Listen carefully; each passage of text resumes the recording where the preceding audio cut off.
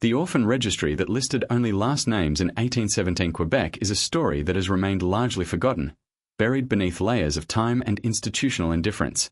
Yet, it is a story that leaves an unsettling feeling in the pit of your stomach, a tale that pulls at the heartstrings, not with the emotional intensity of a tear-jerking narrative, but with the cold, clinical reality of how easily society can erase the identities of its most vulnerable.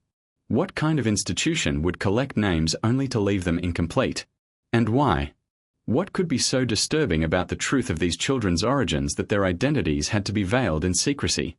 At first glance, the idea of orphans in early 19th century Quebec may seem like a distant, unremarkable chapter of history. Children, abandoned by their parents or left to the care of institutions, were a tragic but expected part of the harsh colonial life. Death was a constant companion during this period, with rampant disease, war, and poverty decimating families. In Quebec, as in much of North America, high infant mortality rates and economic instability led to a rise in orphan children. Yet, beneath the surface of these seemingly simple statistics lies a deeper story, one that asks uncomfortable questions about the treatment of orphans, about the systems that cared for them, and about what we lose when our identities are erased. In 1817, a decision was made to create an orphan registry. On its face, the idea seems practical, a formal record of the orphan children who had been taken in by the institutions of Quebec, a way to track and possibly even care for them. But as the story unfolds, it becomes apparent that the registry was far from a simple, benevolent attempt to help these children. Rather than documenting the names and familial histories of the children who were placed under the care of these institutions, the registry listed only their last names, if that. No first names, no birth dates, no personal details to indicate where they came from or who they belonged to. No history. No identity. Just a last name. In some cases, it was even just a number. Imagine, for a moment, being a child in this situation. For a child who had already lost so much, perhaps their parents, perhaps their home, this orphan registry must have felt like the final blow, stripping them of the one thing they had left, their identity. A name is more than a label. It is a link to the past, a connection to family, to history, to belonging. But for these orphans, their names were erased, hidden behind a veil of institutional bureaucracy. In essence, they were turned into mere data points on a ledger, their lives reduced to little more than an entry in a record book, with no one to connect them to their past. But why? Why was this done? What was the purpose of keeping these children's identities hidden, of reducing them to mere last names? Was it simply an oversight, a product of an era that didn't understand the value of individual identity? Or was there something more sinister at play? Something darker lurking behind the walls of these institutions? To answer this, we must look closer at the historical context in which this registry was created. Quebec in the early 1800s was a land of extremes.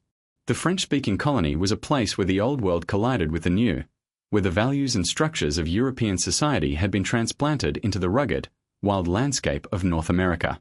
The church held immense power and influence over daily life, especially in matters of charity and welfare. The orphanages and workhouses that existed in Quebec were run primarily by the church, and their mission was not just to care for orphans but to shape them into productive members of society, if not for their souls, then for the colony's economy. These were places where children were expected to work hard, contribute to the community, and ultimately find their place in society, often without the luxuries of childhood or the warmth of familial bonds. In the eyes of the church and the state, these children were commodities. They were resources to be managed, not individuals with unique stories or personal histories. Their names, their identities, were irrelevant. All that mattered was that they could be used for labor, that they could be trained and put to work for the greater good of the colony. The act of erasing their identities was, in some ways, a reflection of the broader attitudes towards poverty, orphanhood, and the value of life in colonial Quebec. The orphans didn't matter as individuals, they mattered as laboris. Their pasts didn't matter, because it was the present and the future that the institutions cared about. But there's something haunting about this erasure. It's one thing to be an orphan, to be lost in the world without the support of family, but to be erased from history, to be reduced to a number or a last name, this is a fate worse than death. It's a fate that denies you your very existence. These children weren't just orphaned, they were forgotten. As you explore this orphan registry, it's hard not to be struck by the chilling implications. The last names on the registry are like ghostly echoes of lives once lived, but there is nothing to tell us who these children were, where they came from, or what became of them. The registry is incomplete, a puzzle with pieces missing. And the more you look into it, the more it becomes clear that this wasn't just a historical oversight. There was something intentional about the way these children's identities were obscured. The more we uncover, the more we begin to see how this registry was part of a larger system designed to manage these children's lives with cold efficiency. The absence of first names, the lack of any personal details, suggests that the individuals who created this registry weren't interested in preserving the children's humanity. They were interested in making sure these children were kept in line, managed, and, most importantly, controlled. The system treated these children as interchangeable parts, like pieces of machinery that could be replaced and recycled. Yet, behind the dry names and numbers, these were children, flesh and blood, with hopes, dreams, fears, and identities of their own. And though we may never know their full stories, the fact that their names were erased from history speaks volumes about how we treat those who are most vulnerable. The question lingers: what was gained by keeping these children nameless? What did it serve to strip them of their identity? Was it for convenience, to make it easier to manage them? Or was it part of something far darker, a systematic attempt to erase them from history, to ensure they never found their way back to the people they had once known? And perhaps the most troubling question of all, did anyone care? Did anyone even notice that these children, with no names, were being swallowed up by the very system that was supposed to care for them? The more you ponder these questions, the more you begin to realize that this orphan registry is not just a historical artifact. It's a glimpse into the soul of a system that dehumanized those it was meant to protect.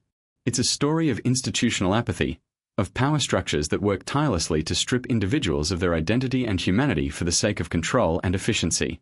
It's a story that asks us to reflect on our own values, on how we treat the most vulnerable among us, and what we are willing to sacrifice in the name of convenience. This registry, this collection of last names, isn't just a piece of forgotten history. It's a mirror, reflecting the darker sides of human nature and the systems we build. And as we peer into that mirror, we are forced to ask ourselves, how many more nameless children were lost to the system? How many lives were erased? And for what purpose? Quebec in the early 1800s was a land of sharp contrasts. It was a colony caught between the old world and the new, struggling to find its place in the growing landscape of North America. It was a time when the harshness of life could strip away the veneer of civilization, leaving behind the rawness of survival. The terrain was unforgiving, the winters brutal, and the realities of daily life were often grim. People lived in a world of constant uncertainty. Disease, famine, and death lurked around every corner. For many families, life was a precarious existence, one that could be uprooted at any moment by illness or misfortune. The most vulnerable in this society were the children, particularly orphans, who faced a future devoid of family and often devoid of hope. By the early 19th century, Quebec's orphan crisis had reached alarming proportions. The population of orphans had swelled, a direct result of the many challenges that plagued the region. Disease was a constant threat, with outbreaks of smallpox, typhus, and scarlet fever decimating families, often killing both parents and leaving young children to fend for themselves. The ruggedness of the environment didn't help either.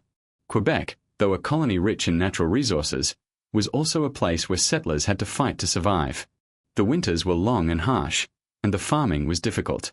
Crop failures were common, and food shortages often led to malnutrition, further weakening the population. But it wasn't just disease and poverty that created orphans. The region was also embroiled in a turbulent period of history. The Napoleonic Wars in Europe had their ripple effects in Quebec, as the British Empire fought to maintain its hold over French-speaking Canada.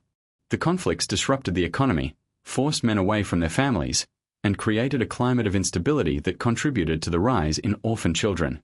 War, too, would take its toll, claiming the lives of fathers and leaving behind their wives and children in a state of vulnerability. These children, without the protection of their parents, became wards of the state, shuffled off to institutions that would promise care but often offer only survival. In response to this growing orphan crisis, Quebec's leaders, both religious and secular, turned to the creation of orphanages and workhouses.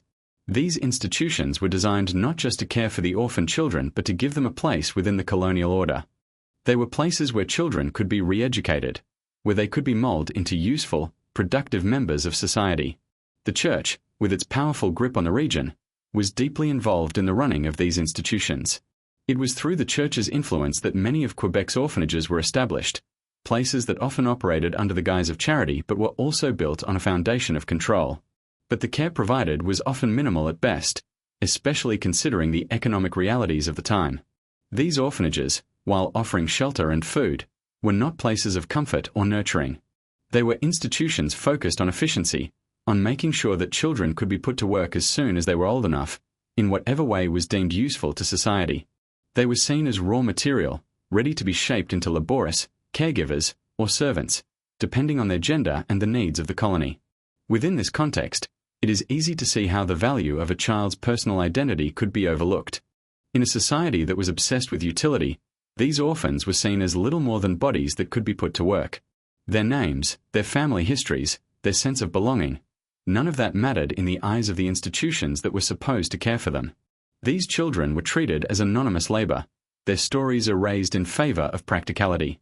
It was within this landscape that the Orphan Registry was created in 1817. On the surface, the registry might appear to be a simple bureaucratic tool, a way to track the orphans in the system, to ensure they were accounted for, and perhaps to manage the distribution of labor. But the registry, when scrutinized more closely, reveals much more about the nature of the system itself.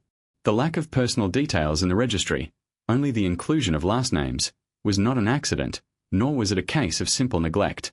It was a deliberate decision made by the people in charge, a decision that would have profound implications for the children whose names were recorded. The registry, in many ways, served as a reflection of the values of the time. It was an attempt to strip away the individuality of these children, to reduce them to mere data points. By omitting their first names, their birthplaces, and any other identifying details, the registry turned these children into faceless figures, easily shuffled around within the bureaucratic machinery of the orphanages. This was not just a case of record-keeping. This was an attempt to erase their humanity, to keep them from becoming real people with real histories and real connections. It is important to understand the cultural and social climate in which this registry was created. In early 19th century Quebec, as in much of the world, social hierarchies were rigid, and the lives of the poor, the orphaned, and the vulnerable were often considered less valuable. The orphanages were not places of safety or compassion. They were institutions of control. Children who were sent there were not just deprived of their families, they were deprived of their identities. And the Orphan Registry, which listed only last names, was a reflection of that erasure. The Church's role in this system cannot be understated. While the Church did provide some care for orphans, it was also deeply involved in the oversight and management of the orphanages. The religious institutions that ran these facilities were not necessarily focused on the well-being of the children but rather on shaping them to fit into a prescribed social order. For the Church, orphans were an opportunity to instill religious values and to ensure that these children would grow up to be obedient, productive members of society, at least in the way that society saw fit. The fact that the Church was deeply entrenched in the running of these institutions meant that the children were often treated as little more than wards of the state, to be controlled, taught, and utilized according to the needs of the colonial system. One must also consider the broader context of Quebec's economy at the time. The region was primarily agricultural, and much of its workforce was drawn from the labor of children, particularly orphans, who were seen as cheap, expendable labor. It is likely that the omission of personal details in the Orphan Registry was motivated, at least in part, by the desire to maintain control over these children. Without personal identifiers, it was harder for families to trace the whereabouts of their children, and it allowed the institutions to move them around without question. If a child was needed for work on a farm or in a factory, it was easier to do so when they had no name to hold them to a specific place or person. Furthermore, the lack of a full name in the registry meant that these children were more easily forgotten. The anonymity allowed them to be pushed through the system with little regard for their future. They were treated as cogs in a machine, brought in, worked, and discarded, with no one to speak for them, no one to ask after their well-being or search for their origins. It was a way to keep them in a permanent state of limbo, with no family to claim them, no past to haunt them, and no future to look forward to. When you consider all of this, disease, poverty, war, religious control, and an economic system that viewed children as labor, it's easy to understand why the Orphan Registry was created in this way. The names, the identities, the families, all of that was irrelevant. These children were not seen as individuals. They were simply a resource to be managed, a resource that could be used until it was no longer useful. And for those who ran the orphanages and the institutions of Quebec, the anonymity of the registry served a practical purpose. It kept the children in their place, kept them under control, and kept them from becoming real people with real connections to the world outside. As you look deeper into this history, it becomes clear that the Orphan Registry was more than just a tool for tracking children. It was part of a system designed to erase the very idea of individual identity. It was a system that, in many ways, worked to dehumanize the children it was meant to help, turning them into nameless, faceless entities, swept away by the currents of history without a trace. In 1817, the creation of an orphan registry in Quebec was an attempt to systematically organize the growing number of orphan children within the region. On the surface, the decision to collect this information might seem like a rational, even benevolent step. After all, the sudden surge of orphans, many of whom had been abandoned after their parents succumbed to disease, poverty, or war, posed a considerable challenge to the social fabric of the time. At a glance, an official registry could help track the children, allocate resources, and provide a measure of oversight for those responsible for their care. But as the registry's details and omissions began to come into sharper focus, a much darker reality emerged. The registry was not simply a neutral document for administrative purposes. It was a tool that further erased these children's identities, reducing them to numbers and last names. The structure of the Orphan Registry, which listed only last names, hinted at something much more insidious than mere record-keeping. These children, most of whom were already deprived of their parents, were now deprived of their very identities. This practice wasn't just a simple oversight, nor was it merely a clerical error born out of inefficiency. The exclusion of first names, birth dates, and other identifying details served a much more profound purpose, one that reflected the attitudes and ideologies of the time. The decision to maintain such a registry wasn't accidental. It was a deliberate, calculated move that spoke volumes about how orphans were viewed by the society that governed them. To understand why such a registry existed, we must first look at the institutional environment in Quebec during the early 19th century. The region was shaped by a combination of French Catholicism, British colonial rule, and a rapidly changing social and economic landscape. The Catholic Church, with its deep influence over social welfare systems, played a central role in the administration of orphanages and other charitable institutions. The Church's involvement in the care of orphans was driven by a sense of religious duty, but it was also intertwined with the socio-political agenda of the time. The Church wasn't merely a caregiver, it was a governing body, deeply embedded in the fabric of Quebec's social order. The Church's influence on the orphanages was profound, not just in terms of the care provided, but in shaping the roles these children were expected to play in society. Orphans were not seen as vulnerable children in need of compassion or a family's embrace. They were seen as raw material, to be shaped, molded, and utilized for the benefit of the colony. Quebec, though abundant in natural resources, was still a harsh and difficult place to live. Its economy was predominantly agricultural, and the labor force was largely composed of those willing to work the land, often under difficult and precarious conditions. The orphanages, under the watchful eye of the Church, were thus expected to transform orphan children into productive members of society, as efficient and as controllable as possible. These children, having lost their parents, were essentially considered to have lost their ties to history, heritage, and identity. This profound loss was made even more devastating by the fact that they were not even granted the dignity of full names. In Quebec's institutional culture, orphans were stripped not only of their families but also of any trace of their individuality. The Orphan Registry was, in effect, a tool to enforce this erasure. By only recording last names, and in some cases omitting even that, the system ensured that these children would remain anonymous, faceless, and without any connection to a past they were not allowed to know or reclaim. The decision to leave out first names from the registry was not just an organizational decision, it was a reflection of the societal attitudes toward orphans. The children were not considered worthy of being remembered in the traditional sense. Their first names, which could have linked them to families, to histories, and to identities, were omitted. This made them mere objects in the eyes of those who ran the orphanages. Their humanity was secondary to their usefulness. The focus was not on who they were, but rather on what they could do. They were treated as resources, as laborious in the making, rather than as individuals with pasts or potential futures. By removing their full names, the registry was effectively dehumanizing them, turning them into faceless entities that could be manipulated and placed wherever the authorities saw fit.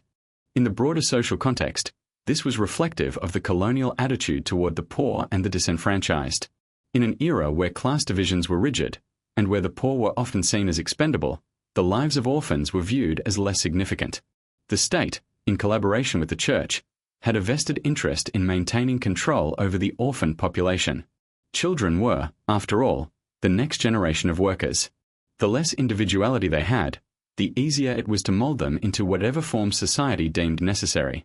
Whether this meant working the land, serving as domestic labor, or entering into some other form of low-wage labor, it didn't matter. These children, in the eyes of those in power, were resources to be exploited, not individuals to be nurtured. The absence of full names also reflected a deeper, more troubling aspect of the system, an attempt to erase the orphans' pasts. It is easy to imagine how the lack of personal identifiers made it easier for the authorities to keep track of the children, particularly when they were moved from one institution to another. Without a first name, a birth date, or a family history, it would have been much harder for families or loved ones to trace the whereabouts of a missing child. It would have been much easier for the authorities to ignore complaints or concerns, as there would be no personal link to the child in question. The children were essentially lost to history, rendered invisible in a way that made it almost impossible for them to reclaim their identities. The registry itself serves as a chilling artifact of institutional power. It wasn't just a tool for tracking orphans, it was a way of controlling them. By limiting the information available, the authorities could manipulate the lives of these children without fear of being held accountable. They could send the children to different orphanages or workhouses, assign them to labor jobs, or, in some cases, even sell them or send them to far-off lands. Without a full name or any familial ties to trace them, these children became easier to treat as mere pawns in the system. The registry's lack of detail also made it harder for future generations to understand the plight of these orphans. It was easier for the system to erase the children's pasts and move them through the machinery of institutionalized care without leaving behind a paper trail. This was not merely about logistics, it was about power. The authorities, both religious and secular, were able to control the narrative. The orphans' stories were buried, their identities obscured, and their experiences made less significant by the systematic removal of their names. But why were first names left out? What did it serve to strip these children of such a fundamental aspect of their identity? To understand this, we must look at the larger context of Quebec's colonial society. The very fact that these children were being cared for by the state and the church meant that they were already seen as less valuable than other children, who had the protection of a family. These orphans had no ownership, no parents to claim them, no community to back them. In this sense, the omission of their names was an extension of the broader societal mindset that viewed them as disposable.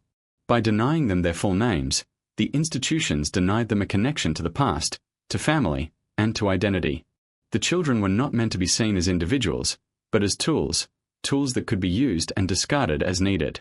The consequences of this erasure were profound. These children grew up without the knowledge of who they were or where they came from. They had no genealogical records to trace their lineage, no personal history to give their lives meaning. They were blank slates, devoid of context, isolated from the world that had once been theirs. And when they grew up, they carried that emptiness with them. Some may have searched for their families, but without names to go on, their quest was often futile. They were lost to history, and the only thing left of them were the cold, impersonal records that reduced their lives to nothing more than a series of numbers and last names. In the end, the Orphan Registry was not just a reflection of the state's indifference to the welfare of its most vulnerable citizens. It was an institutionalized denial of the orphans' humanity. By stripping them of their names and their identities, the system made them invisible, rendering them powerless in a society that had already marginalized them. The registry was a tool that allowed those in power to control these children without fear of reprisal or accountability. It erased their past, erased their future, and, in many cases, erased their very existence. And in doing so, it served as a grim reminder of how easily society can turn its back on the most vulnerable, stripping them of their identity and relegating them to the shadows of history. The lives of the children listed in the Orphan Registry of 1817 Quebec were marked by a striking lack of personal history. They were reduced to faceless entities, their last names catalogued, their identities erased, and their futures shaped by forces beyond their control. To truly understand the impact of this registry, we must explore the lives of these orphans, who existed not as individuals but as anonymous figures within an indifferent system. The stark reality is that these children, deprived of family, were further deprived of the most basic human connection, an identity. In the orphanages of 19th century Quebec, the children were stripped not only of their parents but also of their sense of self. A name, in most cultures, is more than a simple label. It carries with it a sense of history, a connection to a family, a legacy of those who came before. But for these children, their names were little more than a number, a single surname scrawled into a ledger, devoid of meaning. Without their full names, they had no way to trace their family roots or to understand the circumstances that had led to their abandonment. The orphans became, in the eyes of the institutions that housed them, little more than commodities to be managed, their personal stories irrelevant to the greater machinery of colonial Quebec. These children were born into a world of hardship and loss. Many had already experienced the death of their parents, often due to disease, war, or the grueling conditions of daily life. The early 19th century in Quebec was a time of great upheaval, and orphan children were a common sight. The struggles of their families were made all the more tragic by the harsh economic conditions of the time. The population was small, the land was difficult to farm, and Quebec was still very much a colony in transition, caught between the old world of France and the new world of British rule. For the orphan children, this instability meant that their futures were uncertain and largely dictated by the systems put in place by those in power. The orphanages in Quebec were designed to house and care for these children, but they were not designed to nurture them in the way that families do. These institutions were focused on survival, efficiency, and labor, not compassion. The children were expected to work, often from a very young age, contributing to the institution's upkeep and the community at large. They were treated not as children in need of love and care, but as workers, their value measured by their ability to contribute to the colony's economy.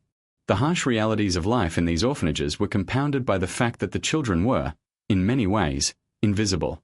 They had no names, no familial ties, no past to hold on to. They were ghosts, caught between the physical world and a life that had been erased before it had even begun. Within the walls of these institutions, the children were subjected to a rigid, sometimes brutal routine. They were fed, clothed, and housed, but the emotional needs of the children were often ignored. They were raised in an environment where affection was scarce and discipline was harsh. Many were forced into menial labor, working in fields, cleaning, and performing tasks that adults might struggle with. These children were expected to grow up quickly, to become useful to society as soon as they were physically capable. But without the stability of family, without the nurturing support of a mother or father, how could they possibly grow up with a sense of self-worth, with a healthy understanding of their own identity? The emotional toll of this upbringing cannot be overstated. The children in these orphanages were not only deprived of their families, they were deprived of the very concept of family itself. Families provide a sense of belonging, a sense of being anchored in the world. Without that, these children were left adrift, uncertain of who they were and where they came from. Their names were the only link they had to their past, and even that was denied them. Some of these children may have been able to hold on to memories of their parents, their homes, or their communities. But without a proper name or any other identifying details, it was nearly impossible for them to reclaim their past or even remember it in a meaningful way. They were cast adrift on a sea of uncertainty, with no lifeline to guide them back to their roots.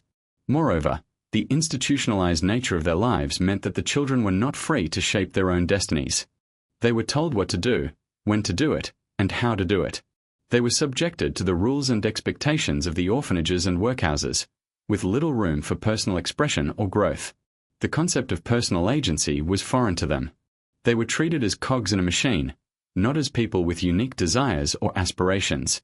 For many of these children, life was little more than a series of tasks and routines, with little hope of anything more. Their sense of self was obliterated by the constant pressure to conform, to obey, to survive. And then there was the constant sense of fear that accompanied their lives. These children lived in an environment where the slightest mistake could lead to punishment. Discipline in the orphanages was harsh, with corporal punishment often used to enforce obedience. The children were raised in a climate of fear, never knowing when they might be reprimanded or forced into harder labor. This fear, this constant sense of uncertainty, shaped their personalities and their perceptions of the world. It left emotional scars that may have lasted a lifetime. But perhaps the most tragic aspect of their lives was the fact that they were utterly alone in the world. For most of them, the orphanage was their home, but it was also their prison. They had no one to turn to, no one to protect them from the harsh realities of institutional life. They were surrounded by other children, but none of them were family. They were isolated, not just physically but emotionally. Without parents or a sense of community, they had no one to guide them through the emotional turbulence of childhood and adolescence. The bonds that normally form between siblings, between parents and children, were absent. These children were left to fend for themselves in a world that cared little for their well-being. As they grew older, many of these children began to question their place in the world. They may have wondered about their parents, about their origins, about why they were abandoned. But the system in which they were raised offered them no answers. The orphanages kept no records of the children's pasts, no birth certificates, no names, no familial connections. For many of these children, their very existence was a blank slate. Without the tools to trace their roots, they were left with no sense of continuity, no way to understand where they had come from or where they were going. Some may have tried to piece together their pasts. Perhaps they spoke to the few remaining adults who had witnessed their arrival at the orphanage, or to older children who had been there longer. But the information they received, if any, was fragmentary at best. Without full names or other identifying details, they were left with nothing but whispers and half-formed memories. Some may have been adopted, but without any personal history, even that could have been a hollow experience. The children who were adopted were often placed into new families that were just as unfamiliar to them as the orphanages had been. They were still strangers to the world, still disconnected from their past, still haunted by the question of who they really were. For those who never found families, the search for identity became an endless cycle. These orphans, even as adults, carried the scars of their institutionalization. They struggled with a profound sense of isolation, a sense of being disconnected from the world around them. Without the grounding influence of family, without the sense of belonging that comes with knowing your history, these individuals often struggled to form their own sense of self. They lived in a state of emotional limbo, never fully able to connect with others or with themselves. The fact that so many of these children were abandoned and left nameless is a powerful testament to the disregard with which they were treated. They were not seen as individuals, but as products of the state, of the orphanage system, of a society that valued efficiency over empathy. And while the institutional care they received may have been necessary in some cases, it was also deeply damaging. The children in these orphanages were not given the tools to build a future for themselves, not given the emotional foundation necessary for healthy development. Instead, they were left adrift, disconnected from the world around them, and trapped in an endless cycle of emotional and social isolation. The system that was supposed to care for them had, in fact, done everything in its power to strip them of their identities and leave them with nothing but a broken sense of self. As these children grew older, their sense of disconnection only deepened. They were forced to navigate a world that seemed hostile and indifferent, without the support system that most people take for granted. They faced the challenge of building a life without the foundation of a family, without the grounding that comes from knowing your history and your place in the world. For these orphans, the future was always uncertain, always shadowed by the trauma of their past. Their lives were not their own, they were shaped by forces beyond their control, and the result was a generation of lost children, whose identities were forever lost to the registry, to the institutions, and to history itself. The absence of personal details in the Orphan Registry of Quebec, particularly the omission of first names and familial histories, was not just a reflection of bureaucratic inefficiency, it was a direct consequence of the prevailing attitudes towards orphans and the social order that governed them. To truly grasp the full impact of this registry, we need to step back and examine the broader social, cultural, and economic context that shaped the lives of these children and, by extension, their treatment. The erasure of their identities was not just a product of poor record-keeping, it was a systemic choice that reinforced the power dynamics and ideologies of the time. The children whose names were recorded were not viewed as individuals deserving of dignity or personal history, but as disposable members of a society that was more concerned with labor and control than with human connection. The colonial mindset that dominated Quebec in the early 19th century played a crucial role in shaping the fate of orphans. Quebec was a place where the French and British colonial influences collided, creating a complex social landscape. The region's history was steeped in tension between different cultural groups, each vying for dominance in a land that was rich in natural resources but also incredibly harsh to live in. The social hierarchies that governed Quebec were rigid, with the Catholic Church wielding significant power and influence over daily life, especially in matters of charity and welfare. In this context, orphans were not seen as tragic figures in need of compassion but as a problem to be managed, a burden to be placed on the shoulders of the Church and the state. For many in positions of authority, the orphans were not individuals with personal stories, but rather a collective issue that needed to be addressed in the most efficient way possible. This efficiency was not about providing for the emotional or psychological needs of the children. It was about ensuring that they could be integrated into society in a way that benefited the colony. The orphanages that were established during this period were not places of nurturing care but of discipline and labor. Children were expected to contribute to the economy, often through manual labor, and their emotional needs were secondary to the practical realities of colonial life. The lack of a personal identity in the Orphan Registry was thus part of a broader effort to minimize the humanity of these children. The registry was not a tool to protect their rights or preserve their legacies. It was a means of reducing them to anonymous laboris. Their full names, their familial connections, their stories, all of these were considered extraneous details. The authorities who managed the orphanages were far more concerned with maintaining control over these children than with understanding their individual circumstances. The fact that these children were deprived of their names was a powerful reflection of the broader social attitudes of the time, which viewed orphans not as individuals with inherent worth but as commodities to be used and disposed of. The Church's role in this system cannot be overstated. At the time, the Catholic Church held significant sway over many aspects of life in Quebec, and its involvement in the care of orphans was both spiritual and administrative. The Church believed in the moral responsibility to care for the poor and the orphaned, but this responsibility was framed within the context of the social order. Children placed in orphanages were not seen as vulnerable souls to be nurtured and protected. They were seen as raw material to be shaped into obedient, productive members of society.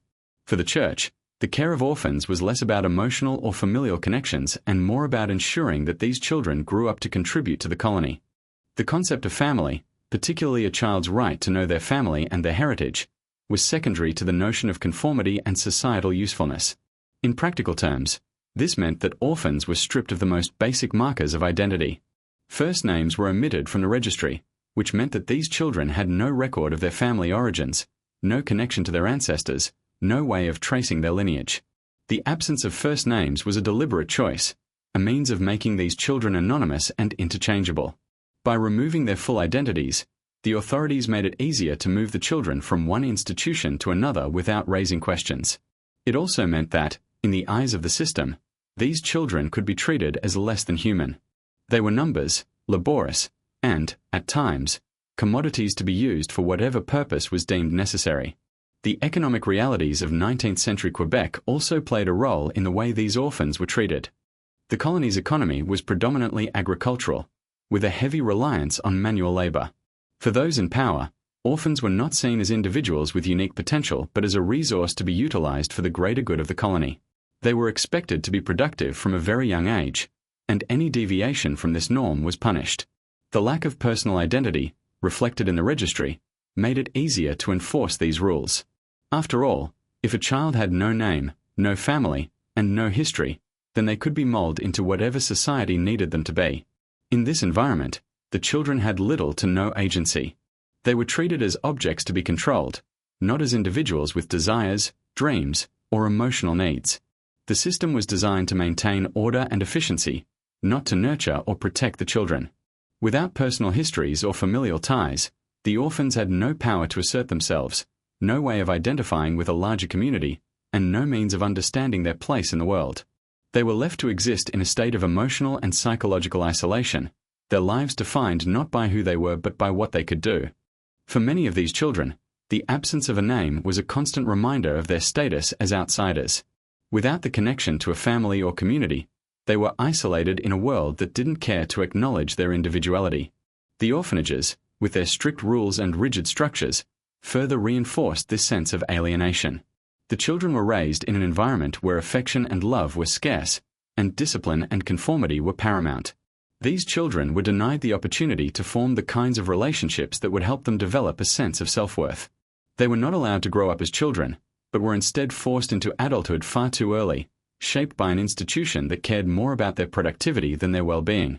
The psychological impact of this treatment was profound. The children who were raised in these institutions grew up without the emotional support necessary for healthy development. They were taught to suppress their emotions, to conform to the demands of the system, and to view themselves as nothing more than tools for the greater good. For many, this created a deep sense of self-doubt and insecurity. Without a name to give them a sense of identity, and without the love and care of a family to nurture their growth, these children struggled to form healthy attachments and to understand their place in the world. They were left to fend for themselves, emotionally and socially, in a world that had already denied them the most basic form of connection. In many ways, the registry served as a symbol of the way society viewed these children, not as individuals, but as products to be shaped and used. The lack of personal identifiers, particularly first names, allowed the system to maintain control over the orphans, making them easier to move around and manipulate. By denying them their names, the authorities stripped them of their individuality and their connection to a larger history. They were rendered invisible, erased from the narrative of society. The registry was not just a list of names, it was a record of control, a testament to the way these children were viewed not as human beings but as laborious, commodities, and ultimately, expendable resources. The omission of first names also had a profound impact on the orphans' ability to connect with their pasts. For many, the absence of a name meant that they were cut off from any familial connections. They had no way of knowing where they came from, who their parents were, or whether they had siblings.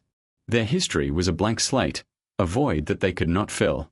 This sense of lost connection was not only emotionally damaging, but it also made it nearly impossible for these children to reclaim their identities later in life. If they ever sought to understand where they came from or who they were left with nothing but a list of last names, no first names, no dates of birth, no family ties to trace. They were ghosts in a system that cared little for their existence. The registry, in its cold efficiency, erased these children from history. Their stories were lost to time, buried beneath layers of bureaucracy and indifference. And as the years passed, the orphans themselves faded into obscurity, their names never spoken again, their lives reduced to nothing more than forgotten entries in a dusty ledger. The registry wasn't just a tool for tracking orphans, it was a mechanism for erasing their humanity, for turning them into faceless, nameless figures who would never be seen or remembered. In the end, the registry was not about caring for these children, it was about controlling them, reducing them to mere data points in a system that cared little for their well-being. The institution of orphanages in 19th century Quebec was rooted in the complex intersection of religion, colonialism, and the economic realities of the time. While these institutions were ostensibly established to provide care and shelter for children who had lost their parents, they often operated with the primary goal of controlling, shaping, and utilizing these children to benefit the broader colonial project. The influence of the Catholic Church played a pivotal role in both the establishment and the operation of these orphanages, but the Church's involvement was far from benevolent.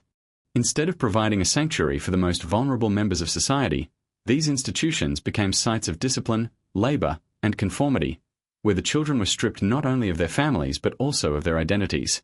The orphanages of Quebec were products of a colonial society that was deeply entrenched in its rigid social hierarchies and its need to maintain control over all aspects of life. These institutions were not places of compassion or emotional nurturing, but rather controlled environments where children were subjected to strict discipline and expected to contribute to the colony's economy. The children who were placed in these orphanages were viewed less as vulnerable human beings and more as raw material to be molded into useful members of society. In a colony where survival was often a struggle, orphans were considered a resource, one that needed to be harnessed for the benefit of the colony and the Church. The Catholic Church, which had a significant presence in Quebec during the 19th century, was not only a religious institution but also a powerful social and political force. Its influence extended to nearly every facet of life, from the education system to the legal framework, and it played a central role in the management of orphanages. The Church's involvement in the care of orphans was framed as an act of charity and compassion, but this perspective often obscured the true nature of the Church's control over these children. Rather than seeing the orphans as individuals with emotional needs, the Church viewed them as vessels to be filled with religious teachings and disciplined into conformity. The ultimate goal was not to heal the emotional wounds of the children, but to make them useful workers who would serve both the spiritual and economic needs of the colony. The Church's role in the orphanages was not solely about religious education. It was also about maintaining power. By controlling the lives of orphans, the Church had the ability to shape the next generation of colonists, ensuring that they would grow up to be obedient, devout, and subservient to the existing order. The orphans were often treated as pawns in a larger game of social control, stripped of their personal identities and forced into an existence defined by rigid rules, labor, and religious instruction. They were not allowed to form emotional attachments or develop personal relationships. Instead, their lives were shaped by the imperatives of colonialism and religious orthodoxy. The orphanages were designed to be self-sufficient, relying on the labor of the children to maintain their operations. This meant that from a very young age, the children were put to work. They were expected to contribute to the upkeep of the institution, whether through manual labor, cleaning, or even agricultural work. For many, This was their introduction to the world of labor, and it was a world that offered little in the way of comfort or personal fulfillment. The children were not given the opportunity to enjoy the carefree innocence of childhood. Instead, they were expected to become useful as soon as they were physically capable.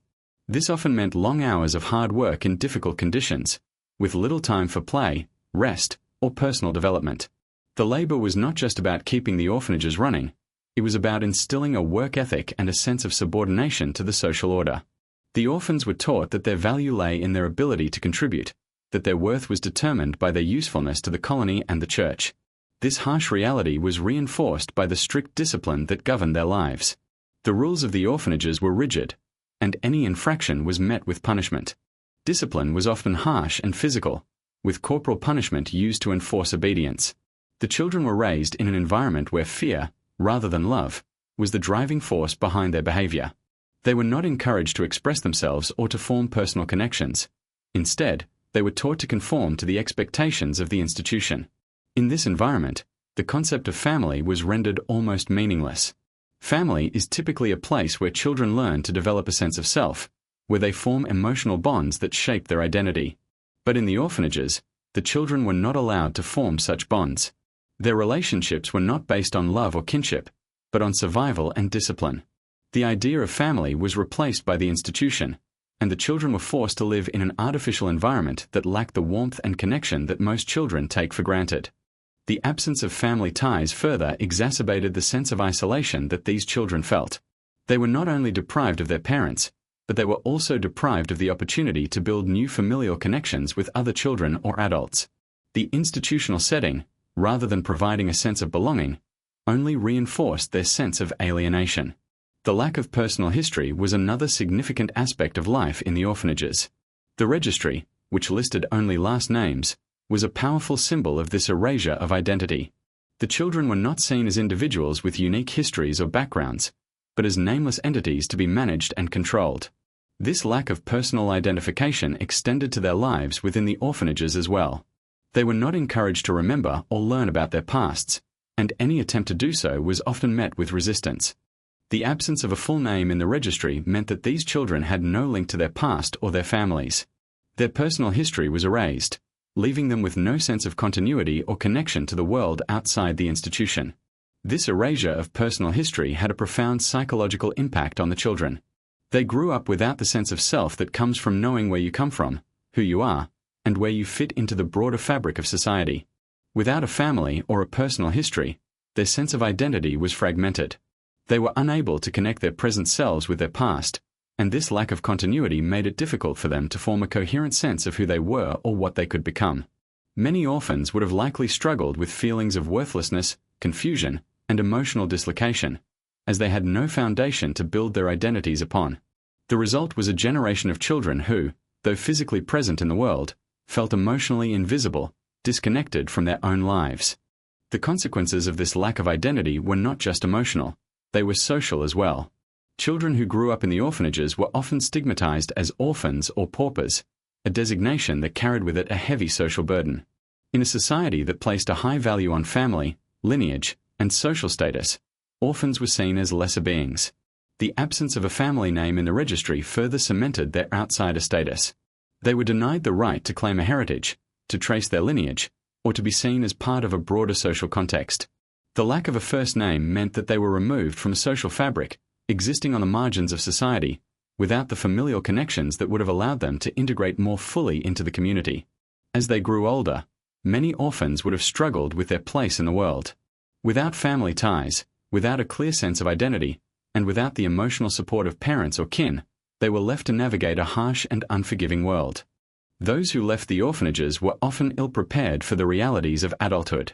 They had been raised without the guidance and nurturing that most children receive in a family, and they had little in the way of skills or knowledge to help them survive in a society that valued familial connections. Many orphans were forced to take on low-paying, menial jobs, often working in harsh conditions and living in poverty. Their social mobility was limited, as they had no family to support them or to provide the connections that might have opened doors for them. The institutional nature of their upbringing had long-lasting effects on their ability to form healthy relationships.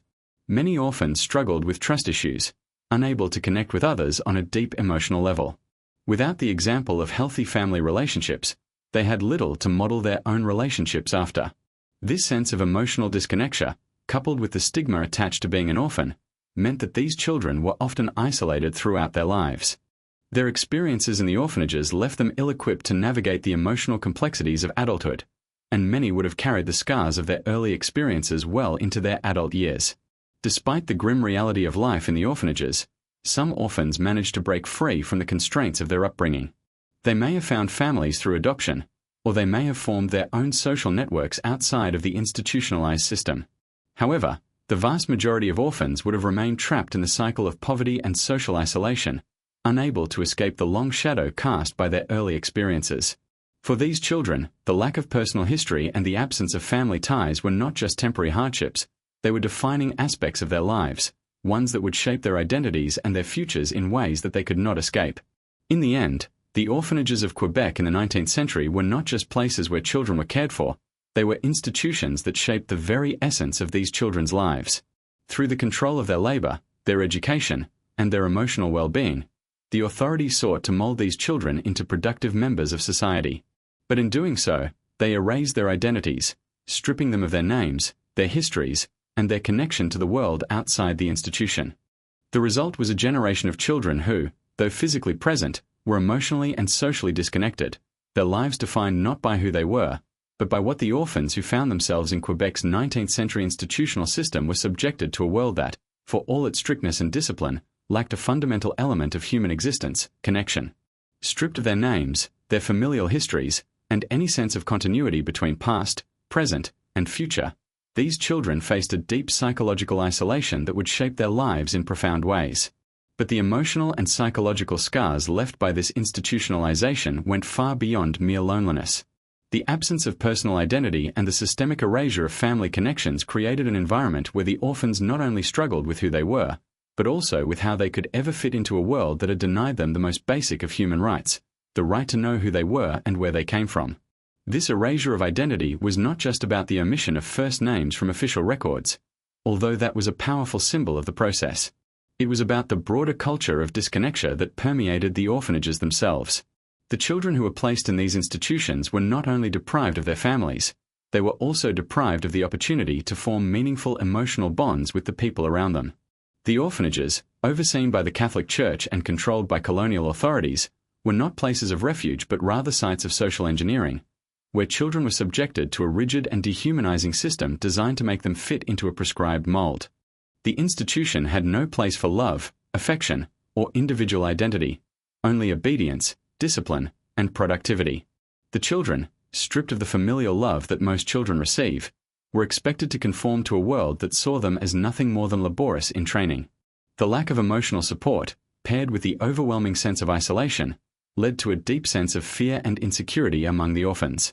They were constantly subjected to the whims of the institution's rules, which were enforced with harsh discipline and little room for personal expression. Fear was the governing emotion within these walls, and it was instilled in the children from the moment they entered. The absence of parents, the lack of nurturing caretakers, and the omnipresent sense of surveillance and control made the orphanages feel more like prisons than homes.